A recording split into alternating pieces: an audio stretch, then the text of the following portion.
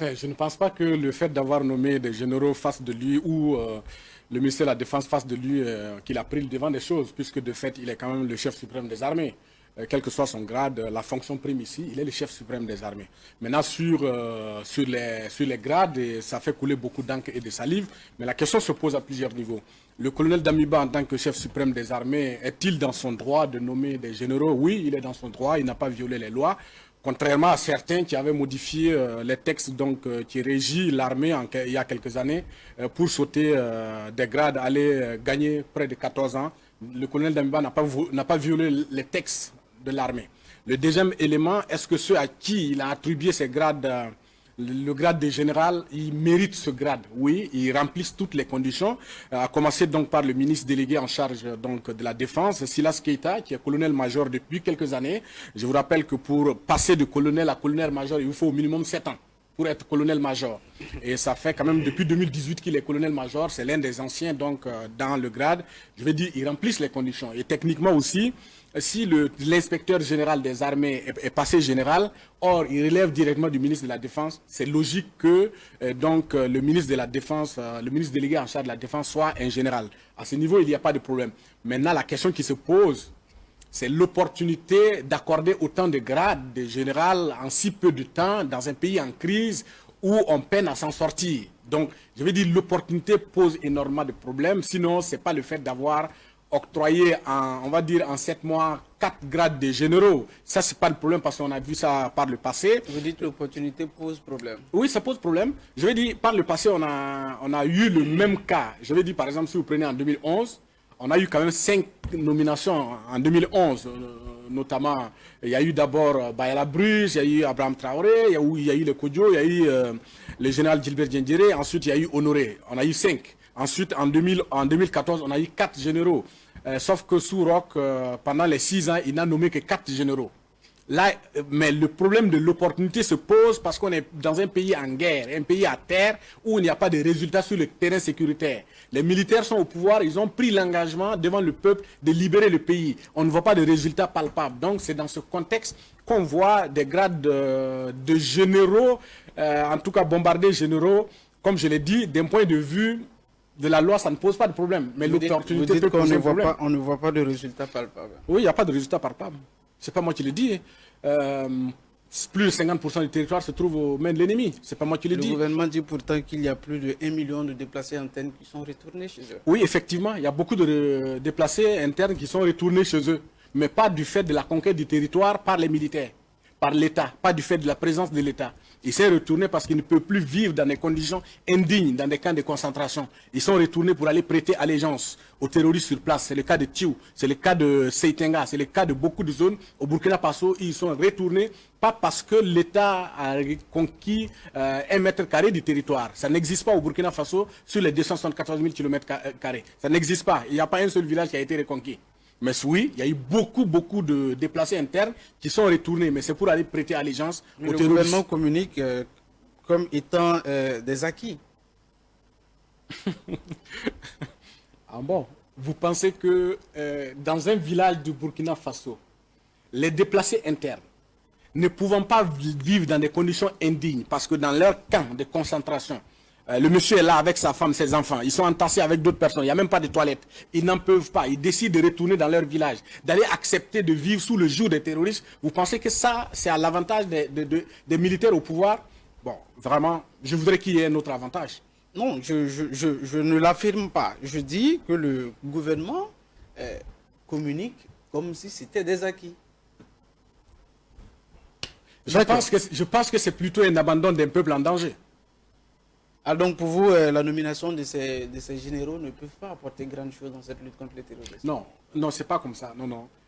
Les généraux qui sont nommés, et comme je l'ai dit, il n'y a aucun problème. Le grade de général, contrairement à ce que nous autres civils, moi je ne suis pas un spécialiste. Je termine. Moi je ne suis pas un spécialiste et ça me gêne de devoir parler des questions militaires. Mais je ne pense pas que le grade de général pose problème fondamentalement. Parce que ça rentre dans l'ordre normal de la carrière militaire. Tu rentres soldat, tu es officier, officier supérieur, officier général. C'est normal, dans l'ordre normal des choses. Et je le répète, le lieutenant-colonel Damiba est dans son droit. Il n'a pas violé les textes de l'armée. Ceux qui ont bénéficié de ces grades-là le méritent parce qu'ils remplissent toutes les conditions. Mais la question qui se pose, c'est quelle est l'opportunité de bombarder autant de généraux en si peu de temps dans un pays qui peine à s'en sortir? C'est là toute la question. D'accord. Alors, on va également aborder la question de ces sorties, de ces tournées un peu à l'international, telles que le Mali, la Côte d'Ivoire, le Niger et les États-Unis. Alors, dans cette lutte contre le terrorisme, quelle est la pertinence? Est-ce que la solution viendra de l'extérieur ou de l'intérieur? Il faut se baser sur des valeurs endogènes. Bon, non, c'est une question assez complexe. Parce que vous savez, il y a ce qu'on appelle en relation internationale le complexe de sécurité. Le complexe, c'est quoi? Ça veut dire qu'un problème qui arrive au Mali a les mêmes répercussions au Burkina. Et dans ce contexte de menace globale, une synergie d'action est indispensable. Je veux dire, le Burkina a son armée, l'armée du Mali, l'armée du Niger. Il faut que ces pays-là aient une certaine synergie parce qu'il y a des problèmes au niveau transnational. Il faut coordonner l'ensemble des actions en termes opérationnels, en termes de renseignement. À ce niveau, il n'y a aucun problème. C'est une bonne chose qu'il y ait une certaine synergie. Mais là où ça me pose un problème, je pense que la visite au Mali ressemble beaucoup plus à du marketing et celle de la Côte d'Ivoire ressemble beaucoup plus à une reconnaissance pour tout ce qui a été fait pour la junte au pouvoir. Et le Niger me paraît pertinent parce que... Au Mali, pourquoi? Je termine sur le Niger. Le Niger me paraît pertinent parce que quand même c'est le pays qui tient le plus des trois. C'est le pays qui tient le plus. Il n'y a pas un seul village au Niger où il y a le drapeau terroriste. Ça fait 1 267 000 km². Ils ont, je vais dire, ils assurent l'intégrité de leur territoire. Ils ont formé des forces spéciales qui se battent très bien. Les menaces viennent d'ailleurs, viennent de la frontière avec le Nigeria, du Bénin, du Mali, du Tchad et du Burkina. Mais sur le territoire nigérien, il n'y a pas de drapeau terroriste. Donc c'est une expérience. C'est bien pour le colonel Damiba d'aller s'en inspirer, c'est une bonne expérience. Mais par contre, pour le Mali et la Côte d'Ivoire, je ne pense pas que l'objectif ait été... Oui, c'est du marketing politique parce que vous savez aujourd'hui, qu'on le veuille ou pas, le colonel Assimi Goïta quand même bénéficie d'un capital de sympathie à la fois au Mali et en Afrique. Ça, c'est une réalité. Et dans un contexte où le sentiment anti-français a atteint son paroxysme, on peut le dire, sauter de Ouagadougou, aller directement à Abidjan, alors qu'Abidjan, quand même, on peut le dire sans avoir peur, Abidjan, c'est quand même le représentant de la France, quoi qu'on dise. Je vais dire, le président Alassane a repris le flambeau que Houphouët-Boigny a laissé à Blaise Compaoré en tant que parrain de la France-Afrique. Or, on est dans un contexte géopolitique où le colonel Assimi Goïta est venu et dit non, on met un terme à tout ça. Si le colonel Damiba, à qui on reproche d'être, on va dire, un élément de la France, s'il se lève directement aller à Abidjan, il y a un problème. Donc, il faut aller faire du marketing, une sorte d'habillage communicationnel en passant par Assimi Goïta. Donc, dans le fond, il n'y a rien. D'accord. Alors, mais que pensez-vous du partenariat militaire avec la France aujourd'hui? Enfin, le partenariat militaire avec la France, il faut écouter la voix des peuples. Pourquoi? Parce qu'à l'évidence, si l'on évalue la coopération avec la France, il y a beaucoup de choses à redire. Barkhane a été présent au Mali, dans le Sahel pendant 9 ans. Le terrorisme n'a jamais reculé. Au contraire, il n'a fait qu'avancer. On peut se dire, bon, on peut chercher des arguments pour les dédouaner. Mais à l'évidence, dans la pratique aujourd'hui, la coopération avec la France pose problème parce que même avec les armées, la collaboration devient difficile. Elle est très difficile avec les armées, que ce soit au Burkina, que ce soit au Mali. La coopération sur le terrain est une coopération très difficile. Ça, c'est une évidence. Il y a aussi le contexte social. Dans un contexte où les populations, d'une manière générale, rejettent. Ce n'est pas une petite portion de l'opinion qui rejette la France. Soyons réalistes. Il y a une large opinion, en l'absence, on va le dire, de sondage, il y a une large opinion ouest-africaine qui rejette aujourd'hui la France et pour des raisons d'échec dans la stratégie. Donc je veux dire, dans la pratique, cette coopération pose énormément de problèmes. Soit il faut la repenser.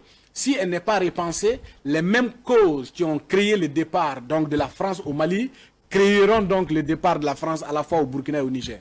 D'accord. Avant votre mot de fin, on va vous demander quelle analyse vous faites de la gouvernance actuelle. C'est une question profonde. Je pense qu'on avait besoin d'hommes aux affaires qui conduisent les affaires de l'État mais on a le sentiment plus qu'on a plus des hommes dans les affaires. Des hommes dans les affaires. Ouais, ils sont plus dans les affaires qu'aux affaires. Parce qu'il n'y a pas de visibilité dans la gouvernance. Les promesses faites au peuple quant à une gouvernance éthique, quant à la refondation de l'État et de la démocratie, quant à la rupture définitive, tout ça, ça a été mis, on va dire, dans le tiroir. Et notamment, vous voyez, il y a ce qu'on appelait la charte des valeurs, qui a été donc écrite par la commission technique qui a rédigé la charte constitutionnelle. Mais aujourd'hui, on n'en parle plus. C'était un condensé des valeurs, ce qui fait que l'on peut dire qu'on est burkinabé. Comment refonder la gouvernance? Aujourd'hui, on n'en parle plus. On est dans une gouvernance qui n'est pas meilleure que celle qu'elle a remplacée. Je veux dire, elle est plus chaotique aujourd'hui qu'hier. D'accord. Alors, le temps accordé pour cette émission est en train de s'achever. Vous avez un dernier mot? Votre mot de fin. Je vais dire toute ma compassion à toutes ces âmes innocentes qui souffrent sur l'ensemble du territoire du fait de la démission de l'État, du fait de l'abandon de ces populations à ciel ouvert, obligées donc d'accepter l'inacceptable parce que ceux qui sont en charge donc de les défendre ne sont jamais là. Je veux traduire toute ma compassion à ce peuple-là, à ces millions, on va dire à plus d'1 million de déplacés internes. De l'arrivée des militaires le 24 janvier à nos jours, on est à près de 400 000 déplacés. C'est effroyable. Toute ma compassion à ces déplacés internes et dire que nous avons le devoir de nous mettre en quatre, de nous mettre ensemble pour sauver cette nation, une nation aujourd'hui en danger. Alors,